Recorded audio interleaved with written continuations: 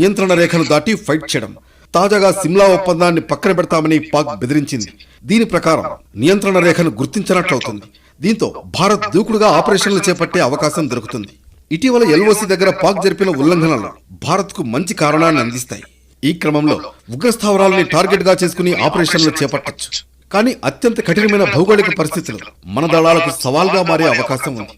ఆపరేషన్లకు సుదీర్ఘ సమయం పట్టడం, ఇప్పటికే బలమైన పొజిషన్లలో పాక్ దళాలు ఉండడం ప్రతికూలంగా మారవచ్చంటారు నిపుణులు. మూడో ఆప్షన్ బిగ్ టార్గెట్స్ ను గుర్తించి సర్జికల్ స్ట్రైక్స్ చేయడం. కాకపోతే పాక్ అప్రమత్తంగా ఉండడంతో ఈ ఆపరేషన్లు దాన్ని షాక్ కు గురి చేయవు. ఈ దాడులు అమలు చేయాలంటే రియల్ టైం ఇంటెలిజెన్స్, శక్తివంతమైన దళాలు, ఖచ్చితమైన ప్లానింగ్ అవసరం. ఇక నాలుగో ఆప్షన్ లక్ష్యాలపైకి గురిపెట్టి భారీ శతఘ్నులు, స్నైపర్ గన్స్ తో కాల్పులు జరపడం. వీటితో పాటు భారీ మోటార్లు కూడా వాడొచ్చు.